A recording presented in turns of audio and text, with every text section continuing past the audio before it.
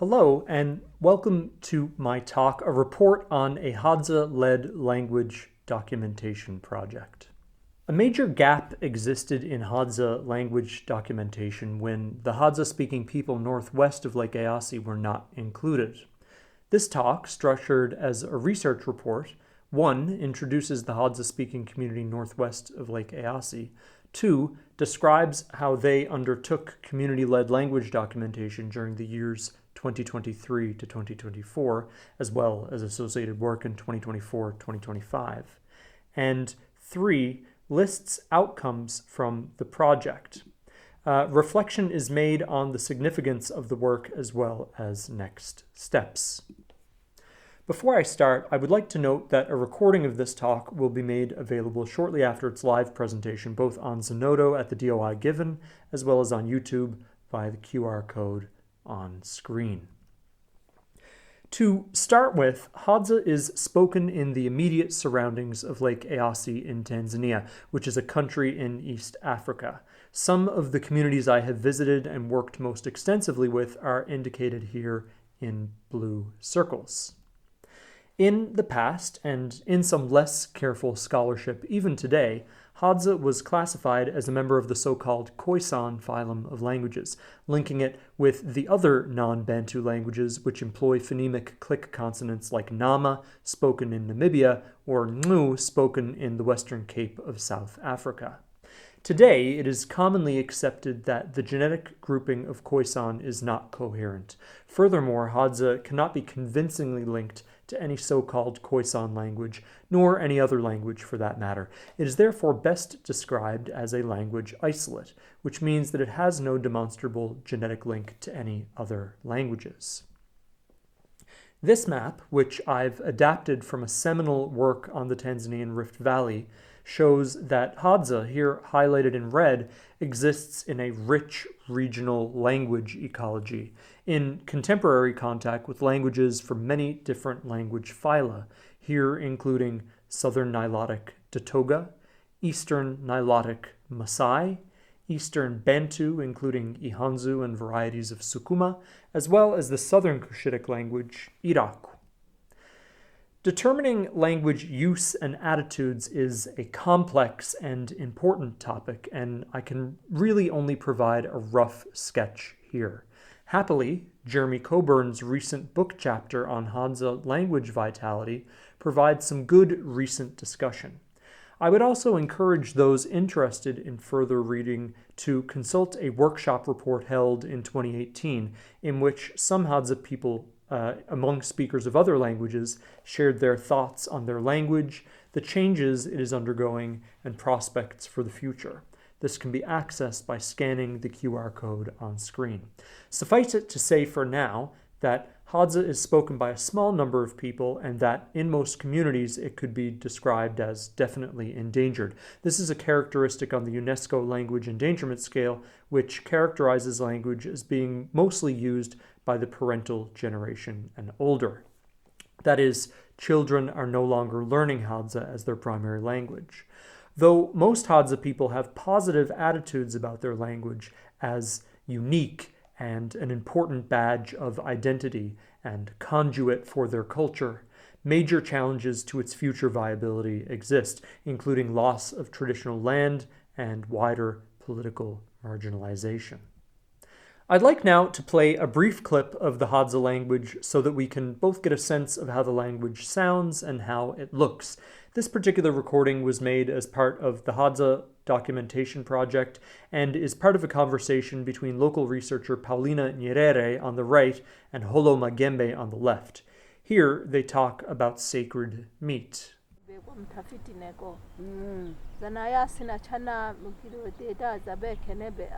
Akumikilota nke hiko mikilota ta hazabe manawa kuti koda simibi keti hat ishitita sikwenjata ama matiko keti hakata sehemu keti hakabe ene siaka hakanisa asha pokosa manako kwa hiyo hakanisa asha pokosa manako keti kwa ekekela be ena kukikisota Note, however, that if you were a speaker of Hadza, you would most likely be very quick to say that the Hadza you just heard was a Hadza of a very different kind. This is because this example of Hadza was recorded in Sungu, a community among several communities to the northwest of Lake Eyasi, which might be described as standing as distinct in comparison to the Hadza spoken elsewhere. It is this Hadza community that I would like to highlight for the majority of this talk, principally because it has not been given much attention in the previous scholarship, and because it was the focus of the past 2 years of a funded project for which I was principal investigator. Accounts of the Hadza people living in Sungu go back quite a way. James Woodburn, the anthropologist who spent much of his career focusing on the Hadza people, makes mention of them in his early work, writing that, quote, "There is, in addition, another group of people living by hunting, usually known by the Sukuma name Wahi, who are found near Kimali and the Somu River on the other side of Lake Eyasi in Sukuma land. The Hadza refer to the Wahi as Hadza, but say that their language is slightly different. I have not yet visited them." End quote. This would continue for most of Woodburn's career, with his focus mainly on the Hadza communities to the east and south of Lake Eyasi. The same could be said for later anthropologists like Nicholas Blurton-Jones, whose demographic work focused mainly on the east. Why? Because if you're an anthropologist interested in working with Hadza people who subsist via hunting and gathering, the Hadza people living in Sungu don't hold much appeal. This is because the Hadza people in Sungu have long lived under pressure from expanding agro-pastoralist Sukuma people, who clear the forested land on which the Hadza people depend, and therefore force the Hadza people to marginal land where hunting and gathering is less viable as a way of life. Difficulties have increased in recent decades as so-called anti-poaching action has become stricter at the edges of the Maswa Game Reserve. The Hadza people in Sungu, crucially, unlike the Hadza further south, were never granted hunting rights, so therefore their way of life is criminalized. I use the cover of a favorite novel of mine as the slide image here. Ursula K. Le Guin's book is about an egalitarian society struggling to make do on an arid and unforgiving planet, having been driven from their own fertile and abundant planet by a rigidly hierarchical society. Returning to our assessment of the language, the situation of the Hadza language of Sungu can only be described as less secure than that of the Hadza south and east of the lake. My observations, and as of now I must stress that they are only observations, is that Hadza in Sungu is restricted mainly to the grandparent generation, meaning that here the language can be classified under the UNESCO scale as severely endangered. With this background, I think that we can now proceed to describing the community language documentation that took place in Sungu. And because I was the principal investigator for the project, I think it's useful to start by explaining my experience with language documentation in Tanzania and the projects in which I have been involved up to this point. Briefly, I began language documentation while doing my MA at the University of Dar es Salaam, working with another Tanzanian language, Gorwa, as part of my dissertation. I continued working with Gorwa throughout my doctoral studies at SOAS. I call this period of work outsider-led in that it was me, as an outsider of the Gorwa language community, who essentially made most of the decisions on what was to be recorded and how recording would take place. This changed around 2017 when I began training local Gorwa speakers to conduct language documentation on their own language communities. I would call this a switch to a really transformational one, and all further projects in which I've been involved have taken this insider-led model. I began working on another Tanzanian language, Ihanzu, in 2019, a project that continues in one way or another up to present day. And together with my friend and colleague Richard Griscom, we applied the same insider-led structure to a Hadza documentation project, which started in the same year. In 2023, the Sungu documentation project began as part of a larger funded project working with Hadza as a whole. And I will mention the Hadza-wide community aspects later on, but for right now, I would like to focus on Sungu. In terms of talking about the project today, I will take a roughly chronological approach, dividing the project into 3 parts. The pre-project, that is, all of the steps which occurred before we began collecting data, the project, and then everything that occurred after the data collection ended, the post-project. Starting with the pre-project, it is important to note that during the larger Hadza project of 2019 to 2021, my colleague Richard and I had planned to work with every Hadza-speaking community, including those communities north of the lake in Sungu. But because of issues associated primarily with the difficulty of traveling to Sungu, we only managed to work with Hadza-speaking communities to the east and to the south of the lake. As such, and given the reports of linguistic differences between the Hadza of Sungu and Hadza spoken elsewhere, a follow-up project focusing on the Hadza of Sungu was important. Once the funding had been confirmed, I began getting in touch with contacts north of the lake to discuss finding people who would be able to fill the role of local researchers.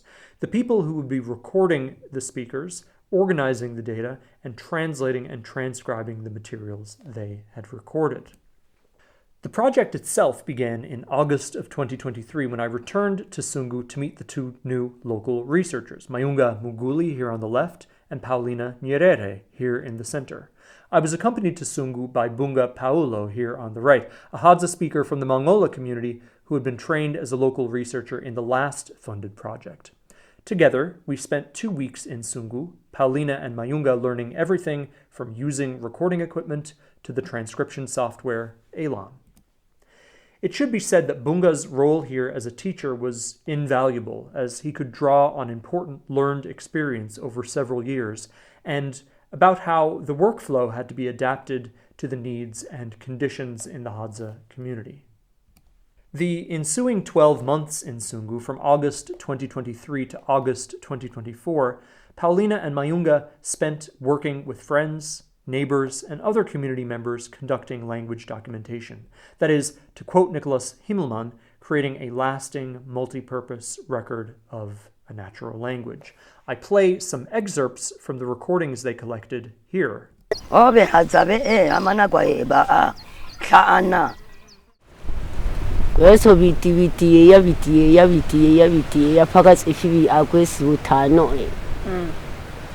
I talk hama sego kwenje makati ikwabe atoni na motisi ya mo atoni ya meto che de buna ma kwai de akhiye atoni na Hadzabe kwa mo ango ohe hatse Hadzabe haka ame kwa ya ango babite isha ya mo akhine ngwabu balane be ina he be imna ame ahaka se chichiki sha hitsabi atoni na se sekeme atongo babe ahabe ngoba akhwaete asami ya yishina Chedem diga chia ya manatina Chedem diga chia ya manatina Chedem diga chia ya manatina Chedebe aya na kwe chede puna ma iya ma iname nguruba koko aka ka onene atone wambu nena kela ko onene atone ka onon nguruba ko ka nguruba ko mina na atone na pizu aphikini ya ko chama nguruba be na athe ka nguruba ka ne na tushu awa mikuru na kwe chede puna ma chede puna ma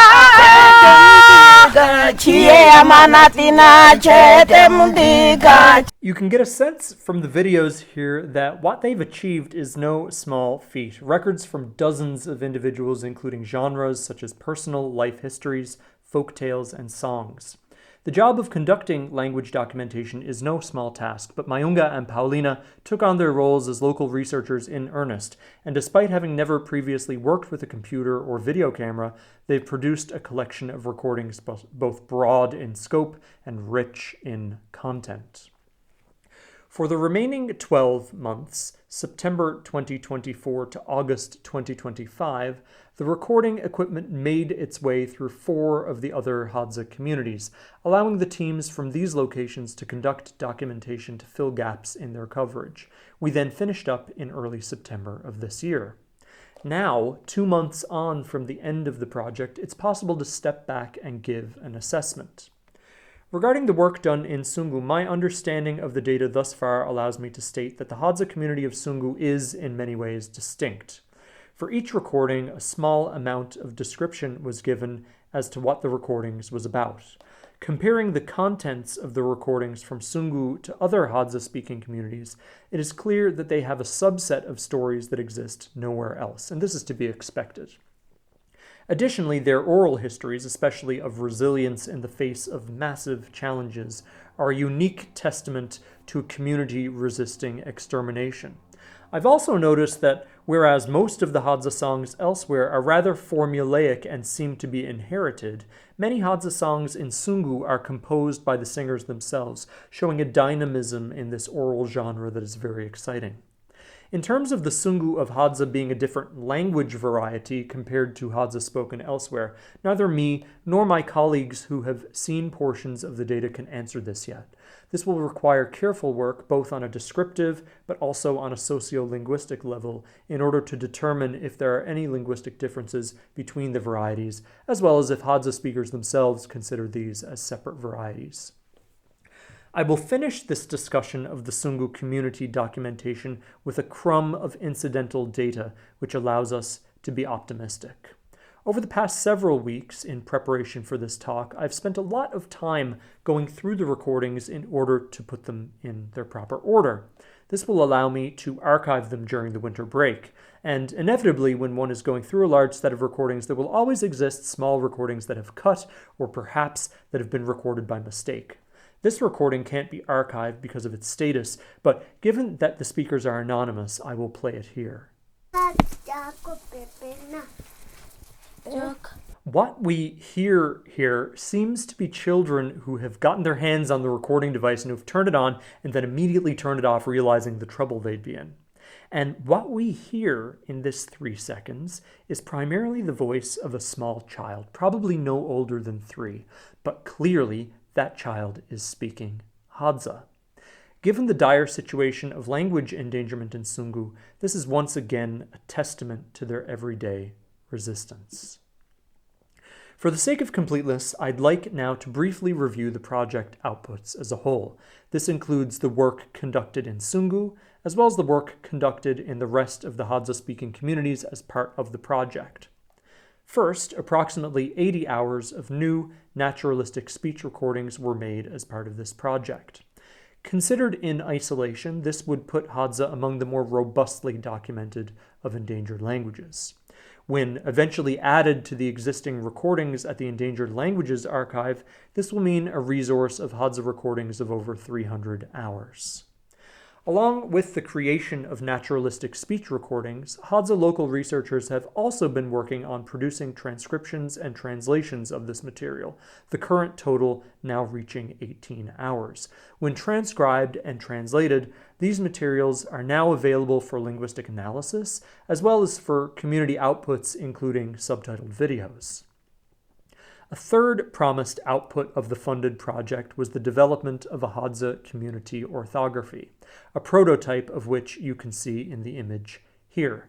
This is, in fact, not me holding this chart, but my colleague Jeremy Coburn, a linguist and scholar of Hadza who, as part of the project, traveled to Tanzania and, for several weeks, met with Hadza people, first discussing with them how they would like to represent their language in writing, and then holding a series of teaching workshops to show Hadza people how they might render their language in text messages, on signs, and on social media. These 2 photos ought by all rights to be Jeremy handing out the orthography charts to Hadza community members, but because he couldn't be there, I served as a stand-in. I should also say that credit is due here to Rael T. Dires for designing these charts and putting them together. A dictionary of the Hadza language, which was promised as part of the funded project, unfortunately remains elusive. Instead, a sketch grammar is currently under review, hopefully for publication later this year or early next. It is hoped that this will serve as a good basis for a future lexicographic publication. Finally, The funded project envisioned a series of Hadza community-directed outputs which would help Hadza-speaking people connect to their language in new and interesting ways. One of these outputs is to turn a subset of the recorded Hadza stories into a series of illustrated videos. This project is ongoing, but I'm currently working with a Tanzanian artist, some of whose work is pictured, to produce the visual basis for this. The last time I presented at this research colloquium, I said that I don't know how to conclude, and really the same applies now as well. The funded project has ended, but the work continues. And this kind of work can only be long-term, and I'm very grateful to be surrounded by talented and committed people, both in Tanzania, in the Hadza speaker community, as well as in the larger field of Hadza language work, both in Tanzania and abroad. And I really look forward to what comes next. I would like now to thank my colleague and friend, Richard Griscom, for his partnership during the Hadza documentation project from 2019 to 2021. Rael T. Dires, in addition to being a creative force, has also been a consistent support in creating practical resources to connect with the speaker communities across the Tanzanian Rift. Jeremy Coburn played a crucial role as a researcher during this funded project, and the creation of the Hadza community orthography was largely facilitated by him. Ate Pandisha, Holo Magembe, Samsoni Salehe, Nkamba Thelathini, Willie Salehe, Minza Mayai, Chambe Magembe, and Nganyila Magakayo all appear in this talk, and I appreciate their consenting to being part of the project. The Hadza local researchers who worked in Sungu, Mayunga Muguli, and Paula Nyerere were, as I've said, essential to the current project. I would also like to thank Hadza local researchers Bunga Paulo, Mariamu Anyawire, Endeko Simon, Nange Chaka, Angela Sampson, Jacobo Lubumba, and Elizabeth Minja, as well as all of the Hadza people who've contributed their time, knowledge, and culture to the documentation project.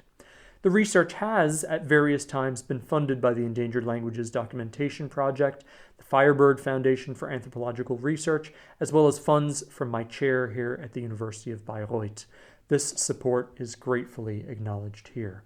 And thank you, and here are my references.